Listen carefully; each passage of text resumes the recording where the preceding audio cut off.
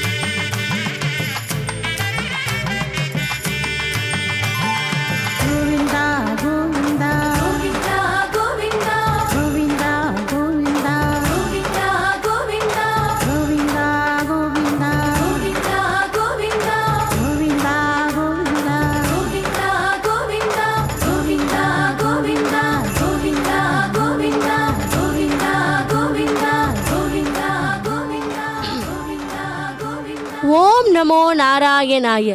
ஓம் ஸ்ரீ லக்ஷ்மி பத்மாவதி சமேத ஸ்ரீ கல்யாண வெங்கடேஸ்வர சுவாமி பரபிரம்மனே நமஹ. பக்தர்களே, எம் பெருமானின் மாசி மாதம் வருடாந்திர பிரம்மோற்சவத்தில் 8ஆம் நாள் இன்று காலை ரதோற்சவம், அதாவது புஷ்பத்தேர். இந்த புஷ்ப பெரிய ரதத்தில் நமது திருவேங்கடமுடையான் ஸ்ரீதேவி பூதேவி சமேத நமக்கு தரிசனம் தருகிறார். அவரது திருவருளை பெறுவோம். பண்டைய காலம் தொட்டு ரதத்தில் பவனி வருவது அரசர்களுக்கு சம்பிரதாயம். இந்த காலத்தில் கூட அரசரோ சேனாதிபதியோ ரதத்தில் சென்றபடிதான் விரோதிகளோடு போர்யிட செல்வது வழக்கம். திருவேங்கடத்து எம்பெருமான் ஸ்ரீ பத்மாவதி தேவியை திருமணம் செய்து கொள்ள மாப்பிள்ளை கோலத்தில் வரும்போது கருட கொடி உச்சியில் பறக்க 4 குதிரை பூட்டிய ரதத்தில் சென்றதாக ஸ்ரீ வெங்கடேஷ புராணம் கூறுகிறது. இப்போது நாம் இந்த ஸ்ரீ கல்யாண வெங்கடேஸ்வர பெருமாளை ஸ்ரீதேவி பூதேவி சமேத இதோ இந்த அழகான பூ அலங்காரத்திலே பெரிய ரதத்திலே நாம் சேவித்து கொண்டு இருக்கிறோம். ரதஸ்தம் கேசவம் திருஷ்டுவா புனர்ஜன்ம நவீத்யதே. ரதோற்சவத்தில் ரதத்தில் தரிசனம் தரும் கேசவனை, ஸ்ரீமன் நாராயணனை தரிசிப்பவர்களுக்கு மறு ஜென்மமே இல்லை என்றது சத்தியமான வார்த்தை. பக்தர்களே, அந்த எம்பெருமான் ரதோற்சவத்திற்கு விசேஷமான பல அர்த்தங்கள் உண்டு. இதை கடோபரிஷத்தில் பார்க்கலாம். ஆத்மாவுக்கும் சரீரவுக்கும் சம்பந்தத்தை இந்த ரதத்தின் மூலமாக மிக தெளிவாக விளக்கப்பட்டிருக்கிறது. ஆத்மானம் ரத்தினம் விதி ஷரீரம் ரதமேவச்ச புத்திம் தூ சாரதிம் விதி மனப்பிரகாரமேவச்ச இந்திரியாணி ஹயன்யாஹுர் விஷயாங்ன சேஷ கோச்சரன் ஆத்மேந்திரிய மனோயுக்தம் போக்தே தியாகூர் மனிஷின். தேரில் அமர்ந்திருக்கும் ஒரே பயணியாக உள்ள ஆவியை அறிந்து கொள்ளுங்கள். அந்த ஆவியுடன் தொடர்பை உடலே தேர். புத்தி என்பது கடிவாளத்தை பிடித்து தேரை இழுக்கும் குதிரைகளை கட்டுப்படுத்தும் தேரோட்டி. மனம் கடிவாளவாகவும் நமது புலன் உறுப்புகள் குதிரைகளாகவும் சித்தரிக்கப்படுகின்றன. அவை புலன்களால் ஈர்க்கப்பட்டு வெவ்வேறு திசைகளிலும் ஓடுகின்றன.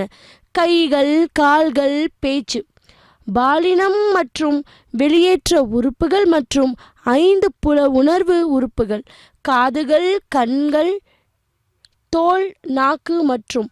பக்தர்களே, இதோ இந்த கற்பூர மங்கள ஹாரதி செய்து கொண்டிருக்கிறார்.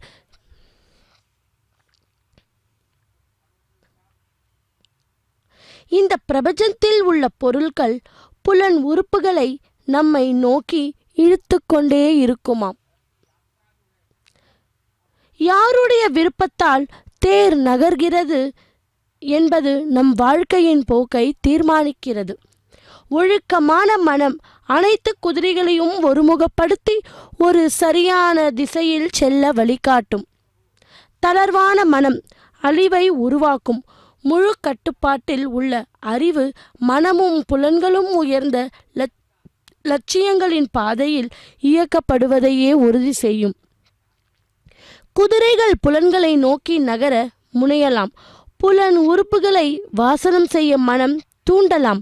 ஆனால் புத்தி உறுதியான விவேகத்துடன் செயல்பட வேண்டும் மற்றும் கட்டுப்பாட்டை பயன்படுத்த வேண்டும் மற்றும் உயர் இலக்கை நோக்கி ரதத்தை நகர்த்த வேண்டும். தேரோட்டி திறமையானவராக இருந்தால் ஆன்மா பயணத்தை அனுபவிக்கிறதாம். புத்தி தளர்ச்சி அடைந்ததால் குதிரைகள் கெட்டுப்போய் தயங்காமல் தங்கள் திசையை தேர்வு செய்து ஆன்மாவை ஏற்ற இரக்கத்துடன் சவாரி செய்து தேரை கவிழ்த்து உலக இன்பங்களை தேடி நல்ல வாழ்க்கை தொலைந்து விடுமாம். மேற்கூறிய மாதிரியே பின்பற்றப்பட்டால் தெளிவான மற்றும் ஒழுங்கமைக்கப்பட்ட மனதை உறுதி செய்கிறது. உள் ஆவியுடன் ஒன்றுபட்டது ஒழுக்கமான வாழ்க்கையை மற்றும் உயர்ந்த நிலையை அடைகிறது. மாதிரியை மீறுவது என்பது கொந்தளிப்பான, குழப்பமான, ஒழுக்கங்கற்ற வாழ்க்கை உயர்நிலையை உணர இயலியது. கடோபனிஷத்தில் விளக்கப்பட்டுள்ள தேர் போலல்லாமல் இராமாயணத்தில் உள்ள தேர் வெல்ல முடியாத தன்மைகளையும் ஆளுமையையும் சித்தரிக்கிறது. ராமனுக்கும் ராவனுக்கும் இடையே நடந்த போரின் தொடக்கத்தில் விபீஷணன் ராவன் தேரில் ஏறுவதையும் ராமர் தரையில் வெறும் காலுடன் இருப்பதையும் கண்டு மனம் கவுந்தான். கனிந்த இதயத்துடன் இறைவனின் பாதங்களை வணங்கி, அரசே, உன்னை காக்கும் கவச்சமும் இல்லை, ஏறி செல்ல ரத்தமும் இல்லை, வலிமை மிக்க ராவணனை வெல்வதை எப்படி எதிர்பார்க்க முடியும் என்றார். கேளுங்கள் நண்பரே. ராம் சரித்திரமானஸில் கீழே உள்ள வசனத்தில் இறைவன் பதிலளித்தார். ஒருவரை வெற்றிக்கு அழைத்து செல்லும் தேர் வேறு, வீரமும் துணிவும் அந்த ரதத்தின் சக்கரங்கள், உண்மையும் நண்டத்தையும் அதன் பதாகைகள், வலிமை, விவேகம், சுய கட்டுப்பாடு மற்றும் கருணை ஆகியவை அதன் குதிரைகள். அவை மன்னிப்பு, உதவும் குணம் மற்றும் மனிதன் சமநிலை ஆகியவற்றால் பிணைக்கப்பட்டுள்ளன. கடவுள் வழிபாடு நிபுணரான தேரோட்டி. விரக்தி என்பது கேடயம் மற்றும் மன நிறைவாம். அதுதான் அந்த வாள். அறம் என்பது கோடாரி, பகுத்தறிவு, கடுமையான ஈட்டி மற்றும் உயர்ந்த ஞானம், இடைவிடாத வில். தூய்மையான மற்றும் நிலையான மனம் ஒரு நடுக்கம் போன்றது. மதுவிலக்கு மற்றும் மத இணக்கம் ஆகியவை அம்புகளின் ஒரு அடுக்கு. துறவிகள் மற்றும் ஒருவரின் சொந்த ஆசானுக்கு மரியாதை செலுத்துவது ஒரு உறவு முடியாத கௌச்சமாகும். வெற்றிக்கு இதைப்போல் திறமையான மாற்று உபகரணங்கள் எதுவும் இல்லை, இனி இருக்க போவதும் இல்லை.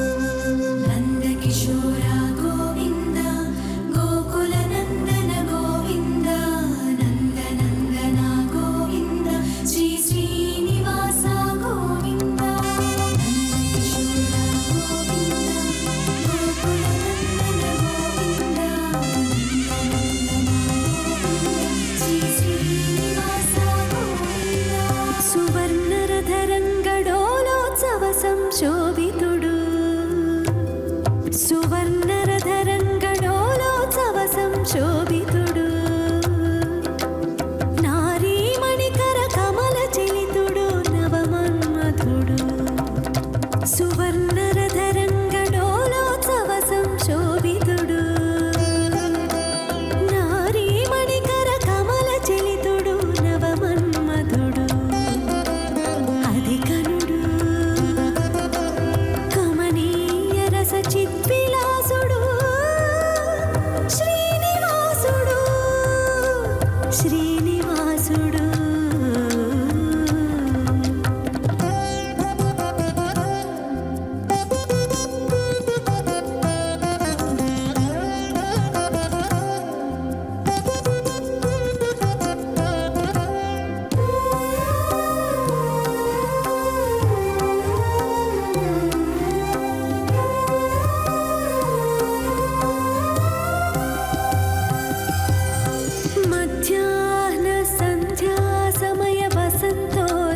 సుశాంతుడు సాయం సంధ్యా సూర్యకిరణ ప్రసారణ సంజ్వలితుడు మధ్యాహ్న సంధ్యా సమయ వసంతోత్సవ సుశాంతుడు సాయం సంధ్యా సూర్యకిరణ ప్రసారణ సంజ్వలితుడు నిజ పాద కమల సంశ్రిత పాలన నిరతుడు కృపాకర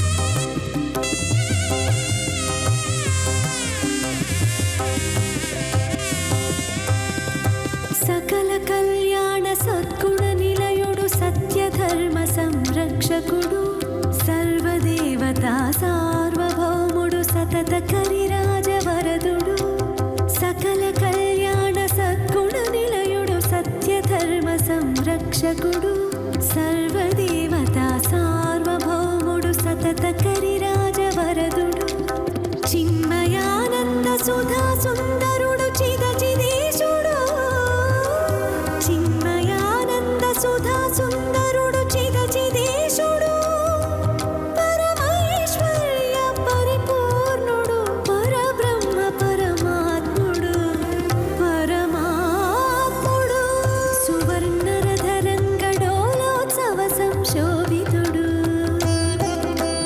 నారీమణికర కమల చిలితుడు నవమన్మధుడు సువర్ణరధరంగడోలోత్సవ సంశోభితుడు నారీమణికర కమల చిలితుడు నవమన్మధుడు అధికనుడు కమనీయ రస చిద్విలాసుడు శ్రీనివాసుడు శ్రీనివాసుడు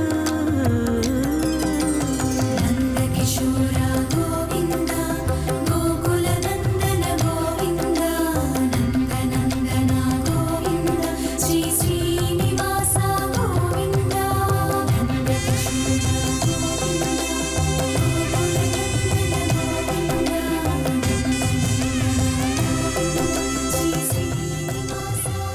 அகிலாண்ட கோட்டி பிரம்மாண்ட நாயக கோவிந்தா கோவிந்தா. பக்தர்களே, அத்தகைய பக்தி ரதத்தை உடையவனுக்கு எங்கும் வெல்லும் எதிரி இல்லை. உறுதியான மனிதன், இவ்வளவு வலிமையான தேரை வைத்திருக்கும் வீரன், வலிமை மிக்க மற்றும் வெல்ல முடியாத எதிரியை கூட வெல்ல முடியும். மேலே உள்ள விளக்கம் மிகவும் ஆழமாக இருந்தது. மன்னிக்கும் மற்றும் அனுதாபம் தெரிவிக்கும் திறன் இல்லாத வலிமை மற்றும் விவேகம் தவறாக பயன்படுத்தப்படலாம். சமத்துவம் இல்லாத உதவி ஒரு சார்புடையதாக இருக்கலாம். எனவே துளசிதாஸ் ஜியால் குறிப்பிட்ட குதிரைகளுக்கான கடிவாளத்தை தேர்ந்தெடுக்கலாம். புத்தி கட்டோபனிஷத்தின் தேரோட்டியாக இருந்தாலும் துளசியின் தேரில் பிரார்த்தனையே சாரதியாக இருக்கிறது. பற்றின்மை என்பது எல்லா காரியங்களிலிருந்தும் ஒருவரை பாதுகாக்கும் கவச்சம். இது நமது அன்றாட அனுபவத்திலிருந்து உண்மை என்பதை நாம் அறிவோம். ஒரு நண்பராகவோ மனைவியாகவோ அல்லது ஒரு பணியாளராகவோ இழப்புகள் அல்லது அவமானங்கள் மற்றும் இவைகளால் நாம் காயப்படுகிறோம். ஏனென்றால் நாங்கள் எங்கள் அடையாளங்களுடன் ஆழமாக இணைந்திருக்கிறோம் அல்லவா? போர்க்களத்தை பற்றிய குறிப்பு என்றாலும் விளக்கப்பட்ட தேர் இந்த உலகில் நம் அன்றாட பெயர்களுக்கு பரிகாரம். ஒவ்வொரு ஆன்மாவும் மனித உடல் வடிவில் உள்ள அத்தகைய தேரை சொந்தமாக்க விரும்புகிறது. அதை நாம் ஆன்மாவுக்கு வழங்க வேண்டும். பக்தர்களே, நமது ஷரீரமே ரதம், நமது புத்தியே சாரதி. ராவணாதியை சம்ஹாரம் செய்யும்போது தேவேந்திரன் தன்னுடைய தேர்பாத மாதலியை தேரோடு ஸ்ரீ ராவனுக்காக அனுப்பியது கம்ப ராமாயணத்தில் உள்ளது. அந்த ரதத்தில் ஏறிதான் ராவணனை சம்ஹாரம் செய்தார் நம் ஸ்ரீராமன். அது மட்டுமல்ல, பின்பு அயோத்தியா திரும்பும்போது சுமந்திரர் என்ற ரதத்தில் ராமர் வனவாசம் செய்ய சென்றார். அதே ரதத்தில் திரும்பவும் ஸ்ரீ சீதா ராமர் லக்ஷ்மணரை அயோத்திக்கு திருப்பிக் கொண்டு வந்ததாக ராமாயணம் கூறுகிறது.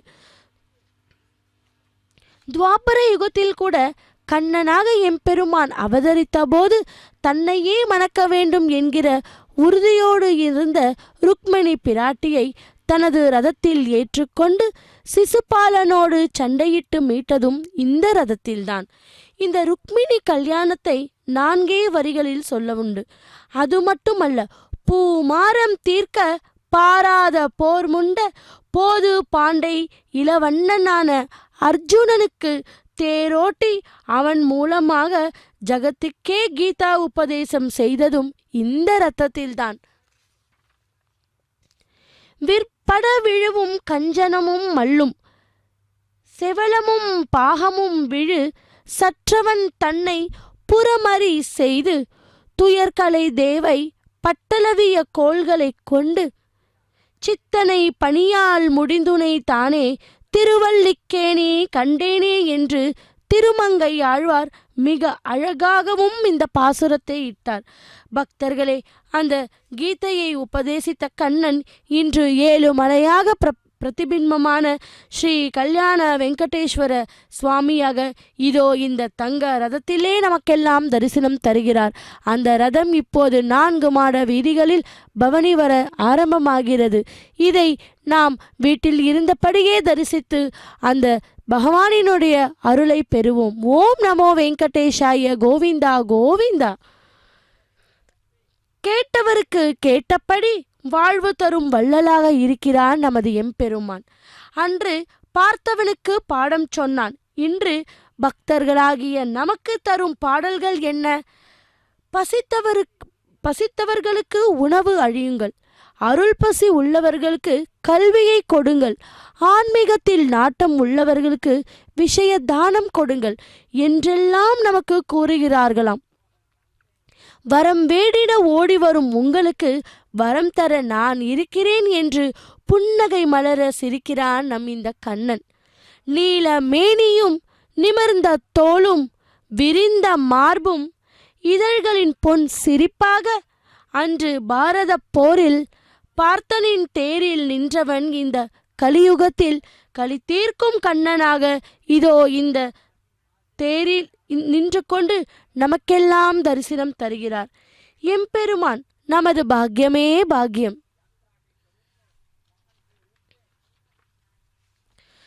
சசங்க சக்கரம் சகிரீட்ட குண்டலம் சபீத்த வஸ்தரம் சரசிரு ஹேக்ஷணம் சரசா வக்ஷஸ்தல சோபி கௌஸ்துபம் நமாமி விஷ்ணும் சிரசா சதுர்புஜம் என்று இந்த தேர் திருநாளில் எம்பெருமானை நாம் 2 கரங்களை கூப்பி சேவிப்போம். பக்தர்களே, ஆண்டாள் பிராட்டி இந்த திருப்பாவையில் கூடியிருந்து குளிர்ந்தேலோ எம்பாவை என்று பாடினாள். எதை ஒன்றையும் தான் மட்டும் அனுபவிக்காமல் எல்லோரிடமும் சேர்ந்து அனுபவிப்பது என்பது மிகவும் உயர்வான பண்பு அல்லவா? அதிலும் பகவத் அனுபவத்தை அனைவரும் கூடி அனுபவிப்பது இன்னும் உயர்வானதுதான். ஊர் கூடி தேர் இழுத்தாள் என்பார்கள் அல்லவா பெரியோர்கள். எம் பெருமானுக்கு நடக்கின்ற உற்சவ காலத்தில் பகவான் வாகனங்களில் திருவீதி உலா வரும்போது அந்த வாகனத்தை ஏலம் பண்ண முன்னும் பின்னும் 8 பேர்கள் இருந்தால் போதுமானது. இன்னும் சற்று பெரிய வாகனமாக இருந்தால் ஒரு 16 பேர் தேவையாக இருக்கும். ஆனால் இந்த தேர் திருநாள் அன்று தேரை பற்றி இழுக்க 8 பேரோ 16 பேரோ போதுமா? ஊரே கூடி இழுத்தால்தான் தேர் நகரும். பகவத் அனுபவத்தை நாம் சேர்ந்தே அனுபவிப்போம் அல்லவா? ஓம் நமோ வெங்கடேஷாய. கோவிந்தா கோவிந்தா என்று இந்த பூமியில் பாவம் செய்தவர்களை அழித்து நல்லவர்களை பாதுகாப்பதற்காக மகாவிஷ்ணு இந்த கலியுகத்தில் கிருஷ்ணராக தோன்றினார். பகவான் மகாவிஷ்ணுவின் அவதாரம்தான் கிருஷ்ணர். ஆனால் கிருஷ்ணர் இந்த பூமியில் மனிதர்களைப் போலவே வாழ்ந்து வந்தார். இவர் சத்திரிய குலத்தில் பிறந்து யாதவர் குலத்தில் வளர்ந்து வந்தார். யாதவர்களுக்கு தலைவனாகவும் மதுரா தேசத்துக்கு அரசனாகவும் வாழ்ந்து வந்தார். இவருக்கு கண்ணன், வாசுதேவன், நாராயணன், ஜனார்தனன், பரமேஸ்வரன் என்று பல பெயர்கள் உண்டு. மகாபாரத போரில் கிருஷ்ணர் அர்ஜுனனுக்கு கீதையின் தத்துவங்களை எல்லாம் எடுத்து கூறினார். ஆகவே பகவத்கீதை படிப்பவர்கள் முதலில் மகாபாரத கதையை தெரிந்து கொள்வது நல்லது. ஆகவே முதலில் மகாபாரத கதையை படித்துவிட்டு அதை தொடர்ந்து பகவத்கீதையையும் படிக்க வேண்டும். நமது மனம் நல்ல நிலையில் இருக்கும்போது படிக்க வேண்டும் என்றும் படிக்கவும். கீதையை படிக்கும்போது நம் மனதில் வேறு சிந்தனைகள் இருக்கக்கூடாது. காலையில் குளித்துவிட்டு அமைதியான இடத்தில் தினமும் ஒரு குறிப்பிட்ட நேரத்தில் படிப்பது நல்லது. பக்தர்களே, திருமலா திருப்பதி தேவஸ்தானம் அதிகாரிகளும் மற்றும் அங்கு இருக்கும் கிராமத்து மக்களும் அந்த ரதத்தை சூழ்ந்து கொண்டு அந்த எம்பெருமானின் திருவருளை பெற்று கொண்டிருக்கிறார். எவ்வளவு அழகாக இந்த ரதத்தில் பூ அலங்காரம் செய்து அந்த எம்பெருமான் ஸ்ரீதேவி பூதேவி சமேத அங்கே அமர்ந்திருக்கிறார். பக்தர்கள் அனைவரும் அந்த ரதத்தை இழுத்து கொண்டு இருக்கிறார். இந்த சமயத்தில் நமக்கு திருஷ்டி தோஷம் என்பது மிகவும் உண்டு. அதனால் பக்தர்கள் அனைவரும் மனதில் நமது கோரிக்கையை அந்த பகவானிடம் சொல்லிக்கொண்டே அந்த ரதத்தின் மேல் உப்பு, மிளகு, தானியங்களை போடுவது வழக்கம்.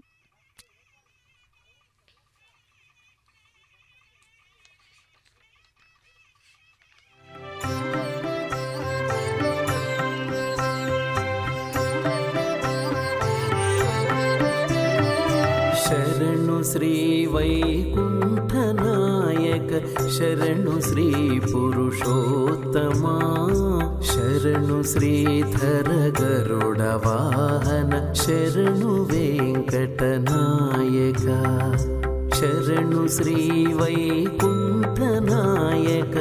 ಶರಣು ಶ್ರೀ ಪುರುಷೋತ್ತಮ, ಶರಣು ಶ್ರೀಧರ ಗರುಡ ವಾಹನ, ಶರಣು ವೆಂಕಟನಾಯಕ.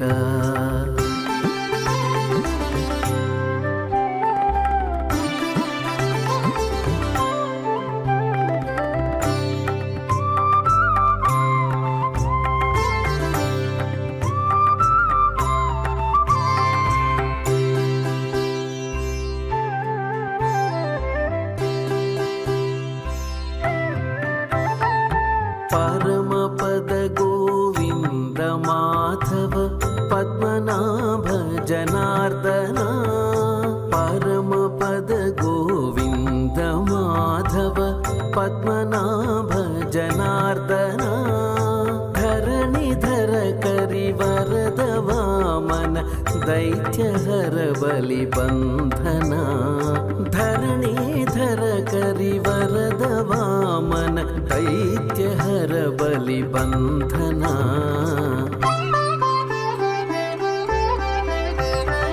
ಶರಣು ಶ್ರೀ ವೈಕುಂಠನಾಯಕ, ಶರಣು ಶ್ರೀ ಪುರುಷೋತ್ತಮ, ಶರಣು ಶ್ರೀಧರ ಗರುಡ ವಾಹನ, ಶರಣು ವೆಂಕಟನಾಯಕ. ಶರಣು ಶ್ರೀ ವೈಕುಂಠನಾಯಕ, ಶರಣು ಶ್ರೀ ಪುರುಷೋತ್ತಮ.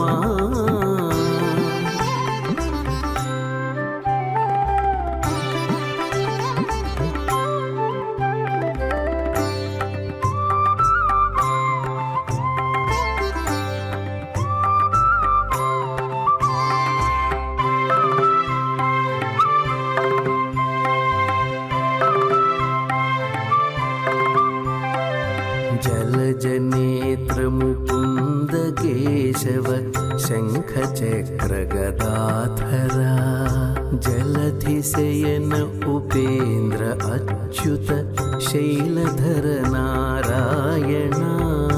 जलजनेत्र मुकुन्द केशव शङ्खचक्र गदाधरा, जलधिशयन उपेन्द्र अच्युत शैलधर नारायण. आदियोगी मुनीन्द्र वन्दित अखिल सुरगण पूजिता,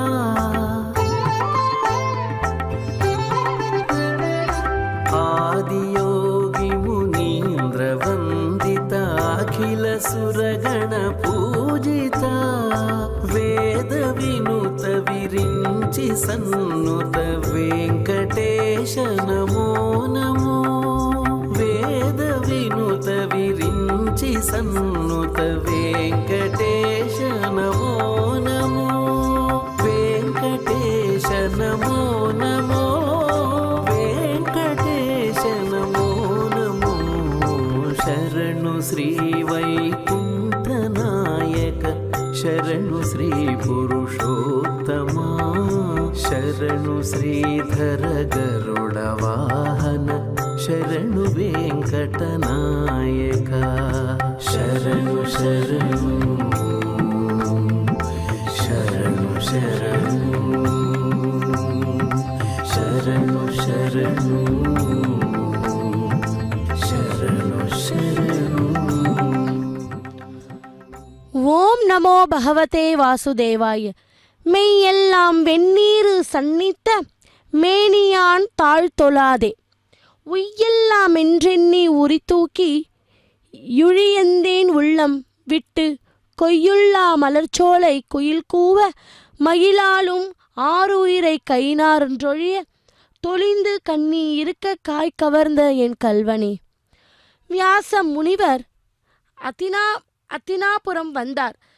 திரு தராட்டினிடம் அவர், சஞ்சயனுக்கு ஞான பார்வை வழங்குகிறேன், இங்கே இருந்தபடியே போர்க்களத்தில் நிகழ்வதை அவள் விளக்கமாகச் சொல்வான் என்றார். மறுநாள் கதிரவன் எழுந்தான். இரு தரப்பு படையினரும் அணிவகுத்து நின்றனர். கண்ணனுக்கு எட்டிய தொலைவு வரை படைகளே காட்சி தந்தன. இரண்டு பெரிய கடல்கள் எதிரே எதிரே நிற்பது போல தோன்றின. வெள்ளை குதிரைகள் பூட்டப்பட்ட வெள்ளி தேரில் அமர்ந்திருப்பார் நம் பீஷ்மர். தன் வீரர்களை உற்சாகப்படுத்தி கொண்டிருந்தனர்.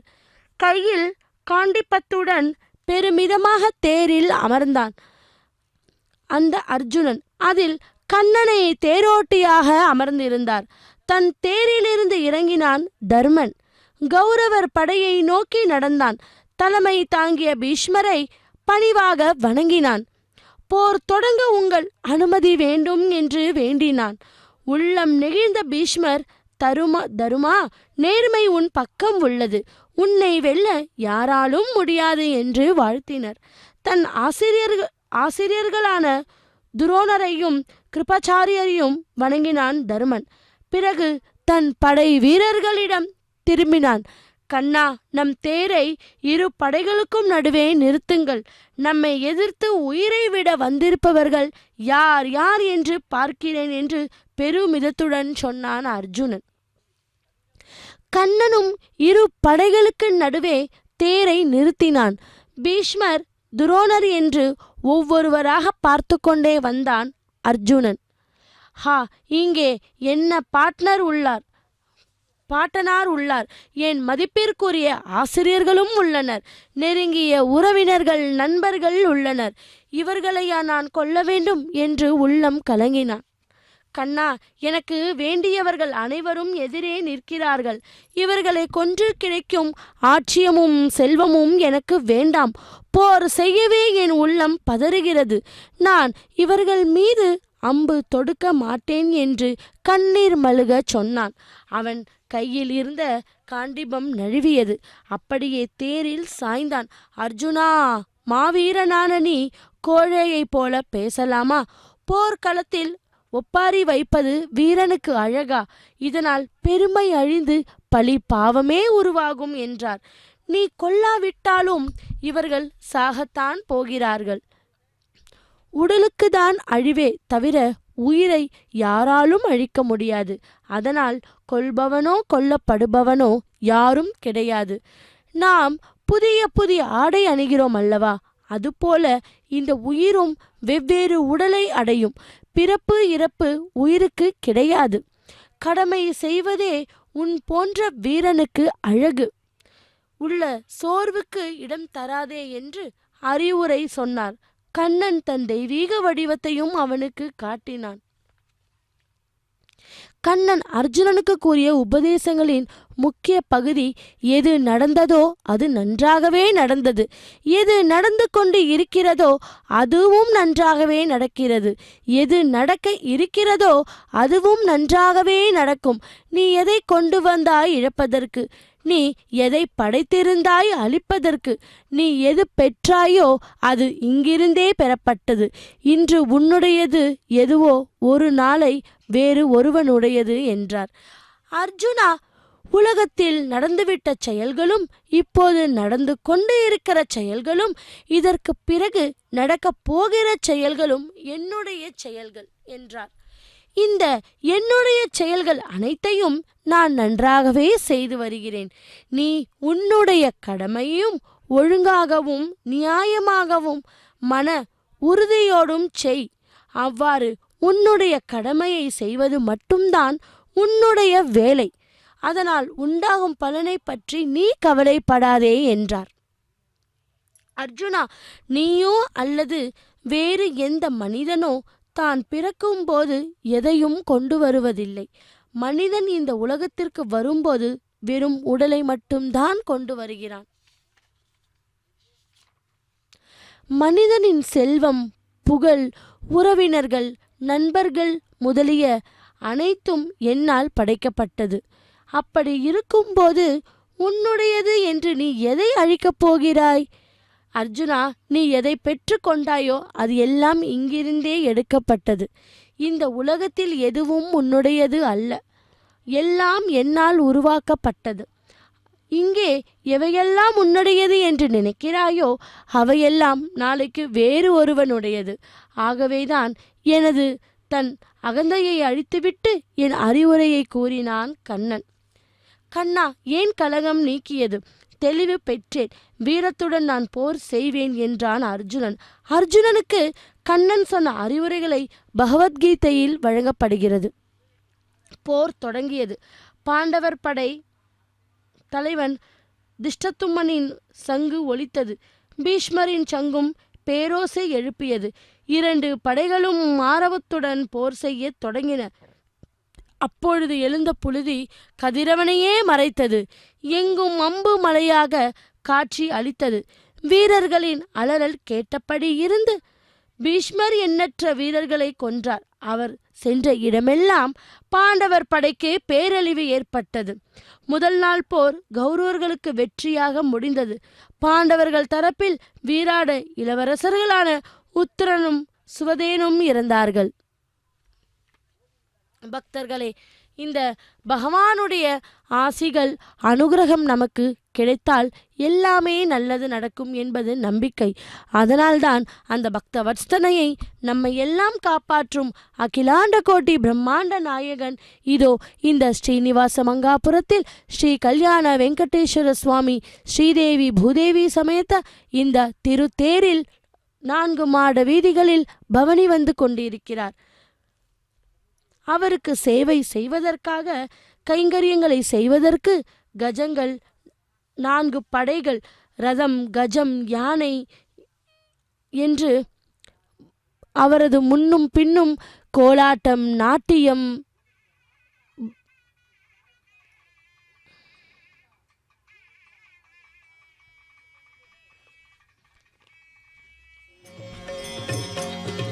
हरिरसम विहारी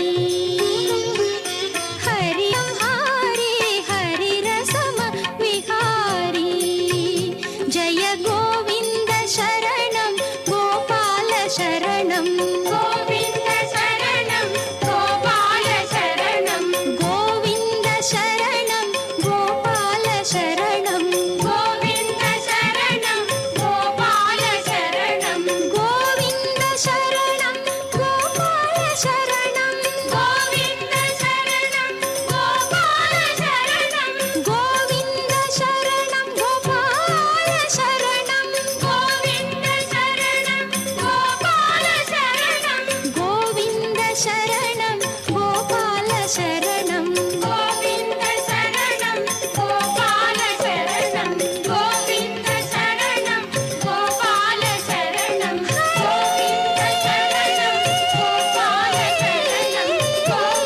शरणं गोपाल शरणं பக்தர்களே, இந்த பகவானுடைய சேவைகளில் இதோ கோலாட்டங்கள் மற்றும் நாட்டியங்கள், அதற்கு பிறகு 4000 திவ்ய பிரபந்த கோஷ்டி, அதைத் தொடர்ந்து கேரளா வாத்தியம், இப்படி மெய்மறந்து அந்த பகவானுடைய கைங்கரியத்திற்கு தங்களை அர்ப்பணித்து கொண்டு சேவை செய்து கொண்டிருக்கிறார் அந்த கலைஞர்கள். அந்த பகவானை இதோ இந்த ரதத்தில் மேல் அந்த எம்பெருமான் ஸ்ரீதேவி பூதேவி சமேத நமக்கு தரிசனம் தந்து கொண்டிருக்கிறார். அவரை தரிசித்து நாம் திருவருளை பெறுவோம். சித்தம் தெளிவீர்கால் அத்தன் ஆரூரப்பை பத்தி மலர்தூவ முத்தியாகுமே. பிறவி எருப்பீர்கால் அரவன் ஆரூரை மறவா தெத்தும்மீன் துறவியாகுமே.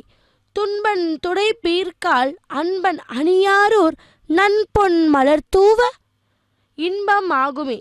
உய்ய லீரு வீரர்கால் அயன் ஆறுயிரை கையின் நான்றொழ நையும் வினைந்தானே. பக்தர்களே, இந்த மிகவும் பிரசித்தி பெற்ற திருவாரூர் தேர், அதை பற்றியும் அதனுடைய சிறப்பை பற்றியும் நாம் இப்போது பார்க்கலாம். உலகம் புகழ்பெற்ற திருவாரூர் தேர் திருவிழா ஏப்ரல் மாதம் நடைபெறும். ஒவ்வொரு ஆண்டும் பங்குனி உத்திர திருவிழாவின் நிறைவேறாக தேர் திருவிழா நடைபெறும். இந்த விழாவில் உள்ளூர் திருவாரூர் மாவட்ட மக்கள் மட்டுமல்ல, பல மாநிலங்களில் இருந்தும் வந்து பக்தர்கள் கலந்து கொள்வார்கள். திருவாரூர் ஆழித்தேரில் தியாகராஜ சுவாமி எழுந்தருளியுள்ளார். 4 மாட வீதிகளிலும் தேராடி அசைந்து வரும் அழகை காண கண்கோடி வேண்டும் என்பார்கள்.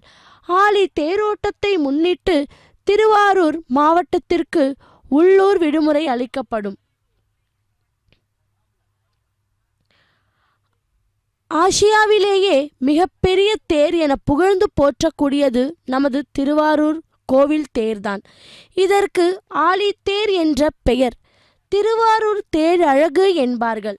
அந்த அளவிற்கு சிறப்பு பெற்ற இந்த தேரை பற்றி சொல்லிக்கொண்டே போகலாம். அந்த அளவிற்கு சிறப்புகளையும் ஆச்சரியங்களையும் கொண்டது.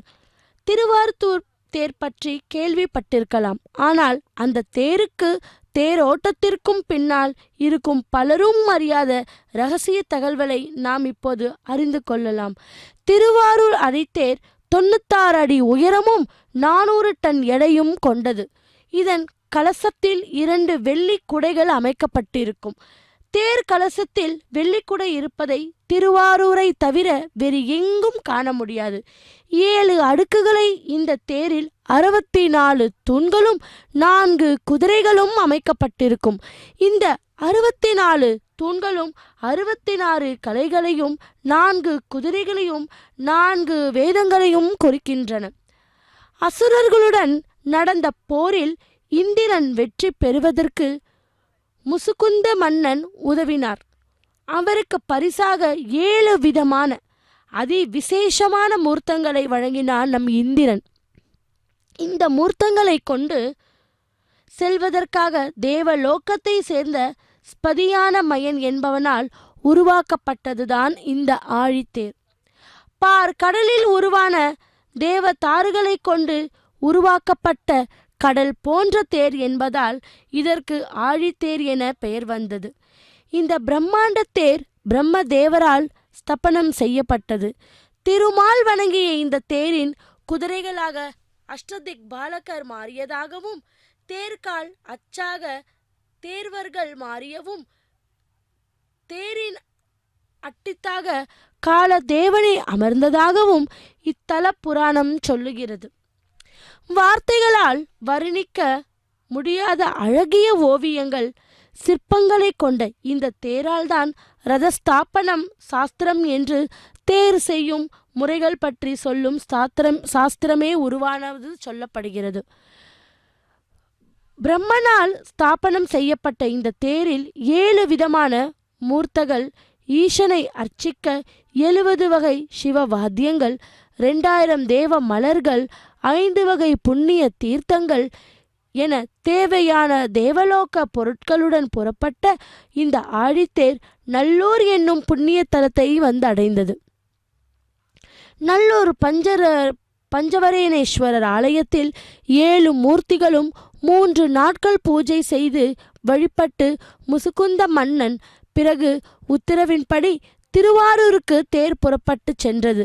அங்கு இந்த தேரில் மூல மூர்த்தமான தியாகராஜ பெருமாள் எழுந்தருள முதன்முறையாக பங்குனி உத்திர நாளில் தேர் பவனி நடைபெற்றது. அப்போது முசுகுந்த மன்னனின் உத்தரவின் பேரில் தேர் பவனி வரும். 4 மாட வீதிகளில் தங்கம் மற்றும் வெள்ளியில் ஆன பூக்கள் வாரி வாரி இறைத்து இந்த தேவலோக தேரானது வரவேற்கப்பட்டது. இதனை நினைவூட்டப்படும் விதமாக திருவாரூர் மாட வீதிகள் பொன்பரப்பி திருவீதிகள் என அழைக்கப்படுகின்றன. ஆழித்தேர் உலா வரும்போது கொடுக்கொட்டி பாரி நாயிரம் உள்ளிட்ட பல அபூர்வ இசை கருவிகள் இசைப்படுவது வழக்கம். தியாகராஜ சுவாமியின் திருப்பாதங்களை ஆண்டிற்கு இருமுறை மட்டுமே தரிசிக்க முடியுமாம். பங்குனி உத்திர திருவிழாவின் போது இடது பாதத்தையும், திருவாதிரை திருவிழாவின் போது வலது பாதத்தையும் பக்தர்கள் தரிசிக்க முடியும். மற்ற நாட்களில் தியாகராஜனின் பாதங்கள் மலர்களால் மூடப்பட்டிருக்கும். இதற்கான காரணம் சரியாக தெரியாததால் திருவாரூர் ரகசியங்கள் இதிலும் ஒன்றானது என்றார்கள்.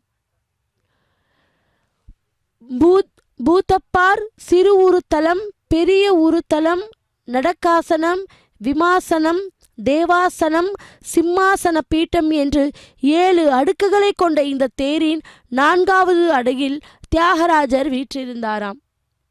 பல டன் மூங்கில்கள், 500 கிலோ வண்ணத் துணிகள், 50 கிளிறுகள், 5 டன் பனைமர கட்டைகள், இழுப்பதற்கு 4 பெரிய வடங்கள் ஆகியவை இந்த தேரை அலங்கரிக்க பயன்படுத்துகின்றன. தேரை இழுக்க பயன்படுத்தும் ஒரு வடம் 425 அடி நீளம் கொண்டது. அழகிய சிற்பங்கள், வண்ணம் தீட்டிய ஆலவட்டங்கள், தோரணங்கள் ஆகியவற்றை கொண்டு இந்த தேர் அலங்கரிக்கப்படும். ஆழித்தேரை வடம் பிடித்து இழுப்பதால் கையிலையும் இடம் கிடைக்கும் என்பது ஐதீகம். ஆழித்தேரில் தியாகசுவாமி ஆடி அசைந்து வரும்போது ஆரூரா தியாகேஷா என மக்கள் விண்ணத்திர கோஷமிடுவார்களாம். பக்தர்களின் கோஷம், கைலாய வாத்தியங்கள், திருமுறை முழக்கங்கள் ஆகியவற்றை கேட்கும்போது பூலோக கைலமாக திருவாரூர் மாறியிருக்கும். ஆழித்தேர் திருவிழாவிற்கு மறுநாள் தேர் அசைந்து சென்றே வீதிகளில் பெண்கள் விழுந்து வணங்கி தங்களின் வேண்டுதல்களை தியாகராஜ சுவாமியிடம் சொல்லி முறையிடுவார்களாம். இந்த நிகழ்ச்சி தேர்த்தடம் பார்த்தால் என்று பெயர். பெரும்பாலும் குழந்தை வரம் வேண்டியும் மாங்கல்ய வரம் வேண்டியும் பெண்கள் இதை நேர்த்திக்கடனாக செய்வார்களாம்.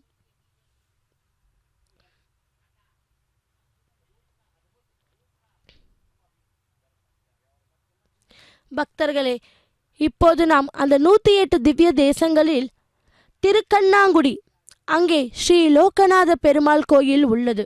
அது மிகவும் பிரசித்தி பெற்ற கோயிலாகும்.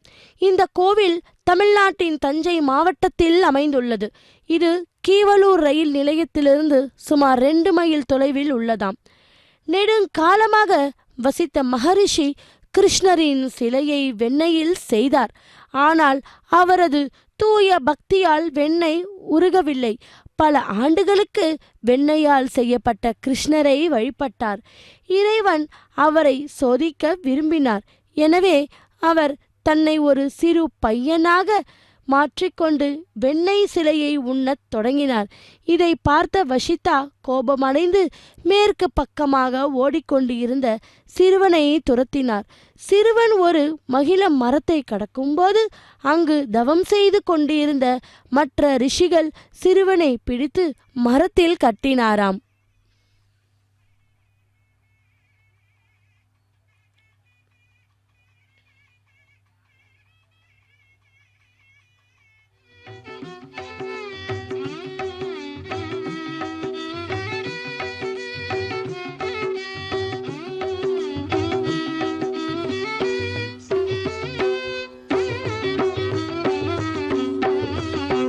नारायणते नमो नमो, नारायणते नमो नमो, नारद संत नमो नमो, नारायणते नमो नमो, नारद संत नमो नमो, नारायणते नमो नमो, नमो नमो हरि नारायण, नारायण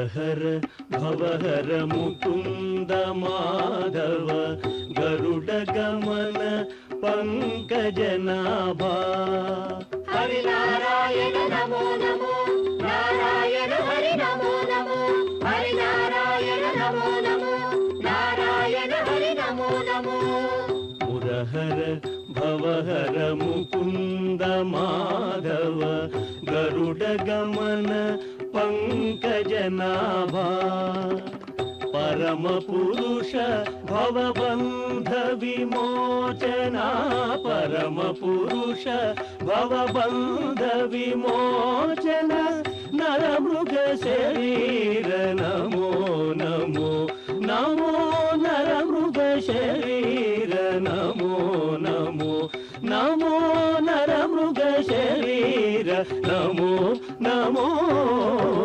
नारायण ते नमो नमो नारद संनुत नमो नमो नारायण ते नमो नमो नारद संनुत नमो नमो नारायण ते नमो नमो नमो नमो हरि नारायण नारायण हरि नमो नमो नमो नमो हरि नारायण नारायण हरि नमो नमो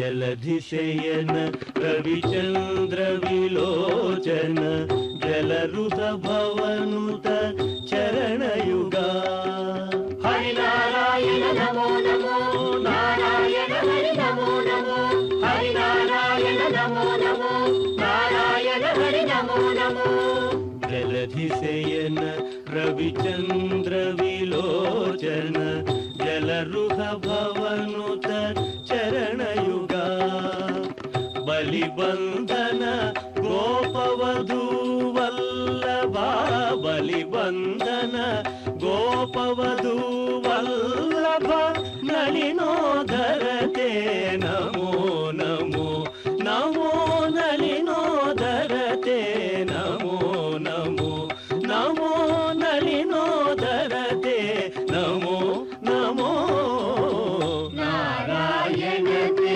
नमो नमो नारद संनुत नमो नमो नारायण ते नमो नमो नारद संनुत नमो नमो नारायण ते नमो नमो नमो नमो हरि नारायण नारायण हरि नमो नमो नमो नमो हरि नारायण नारायण हरि नमो नमो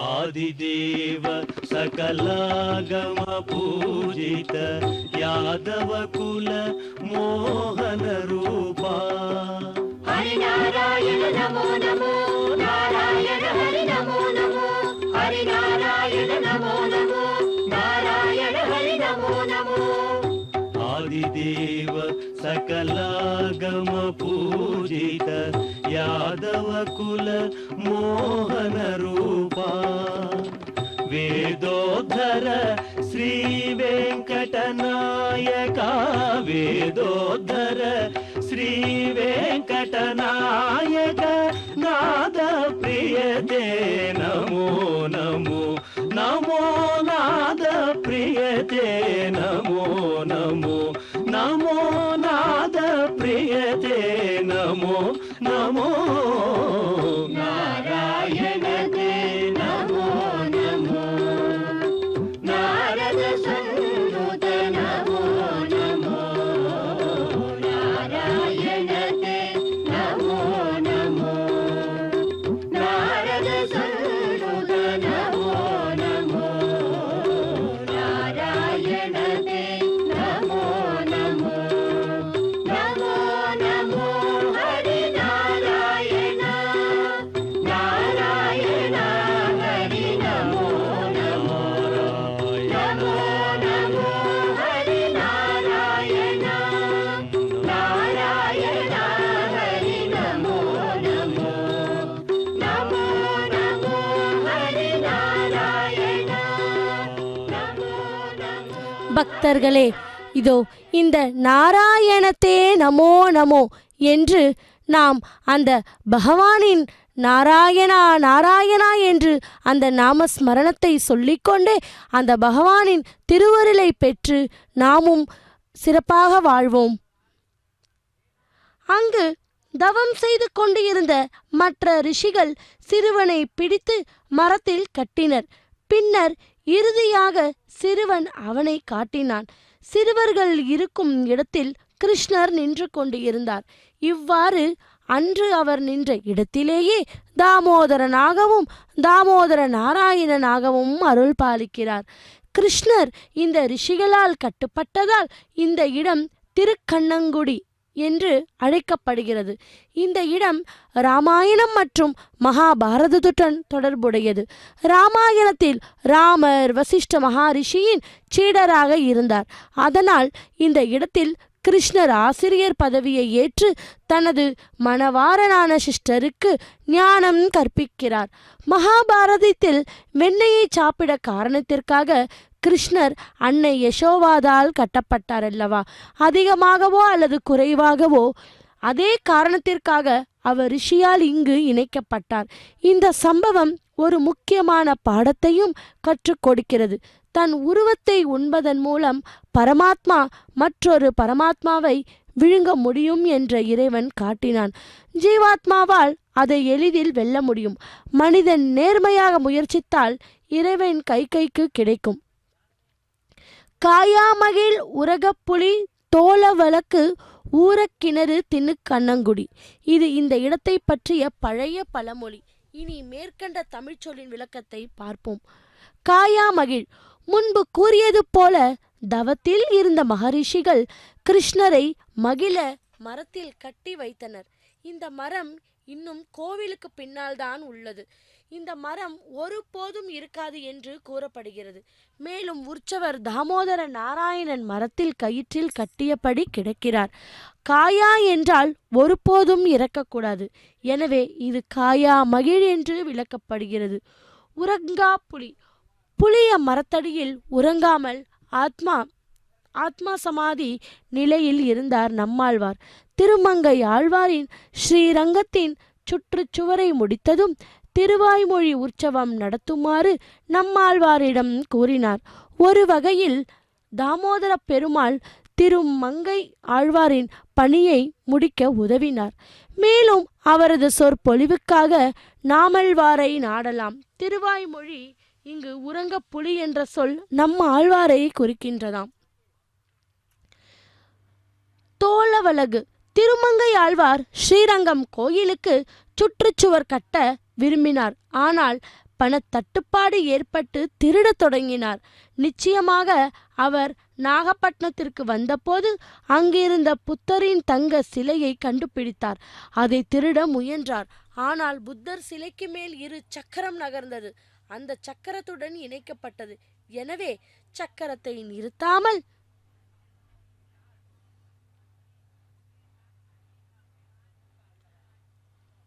கடல் கடந்தான். அவரை கண்டுபிடித்து பீட்டில் நட் அடங்கிய கப்பலில் சக்கரத்தை நிறுத்தும் நுட்பதையை கற்றுக்கொண்டார். கப்பலில் இருந்து இறங்கிய பிறகு ஆழ்வார் உள்ளூர் நீதிமன்றத்தில் வழக்கு தொடுத்தார் மற்றும் கப்பலில் இருந்த பகுதி சாக்குகளையும் வென்றாராம். அதன்பின் வாழை மரத்தை பட்டையை செருக்கி சக்கரத்தை நிறுத்தி தங்கச் சிலையை திருடினார். ஆனால் துறவிகள் அவரை பார்த்து துரத்தத் தொடங்கினார். திருக்கண்ணங்குடியில் புதர் அருகே சிலை செய்த பின்னர் ஸ்ரீரங்கத்துக்கு எடுத்து சென்றார். துறவிகள் சிலையை திருப்ப தருமாறு கேட்டபோது 2 நாட்களுக்கு பிறகு அவர் சிலையை சுண்டு விரல் வரை திருப்ப தருவதாக கூறினாராம்.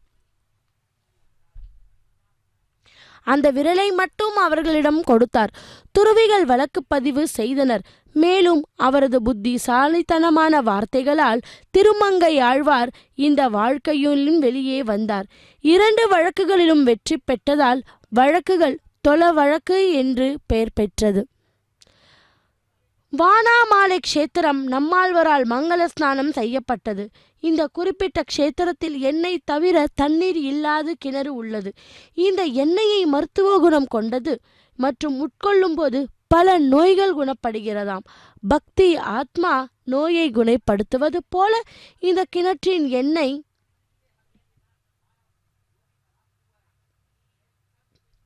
உடலை குணப்படுத்தும். தாமோதர பெருமாள் புத்தரின் தங்க சிலையை காத்ததால் திருமங்கை ஆழ்வார் சுவரை முடிந்து நம்ம ஆழ்வாரை சொற்பொழிவுக்கு அழைத்தார்.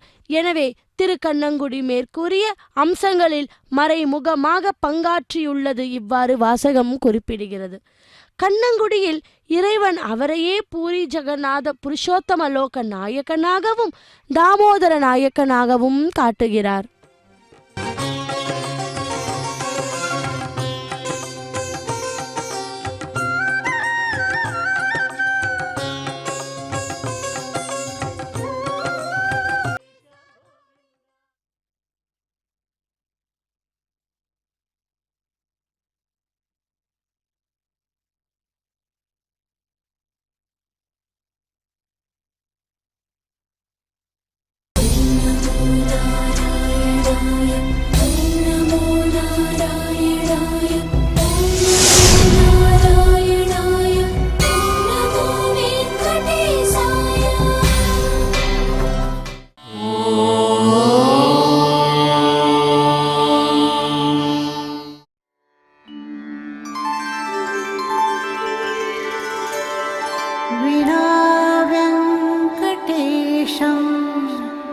ननाथो ननाथः सदा वेङ्कटेशं स्मरामि स्मरामि हरे वेङ्कटेश प्रसीद प्रसीद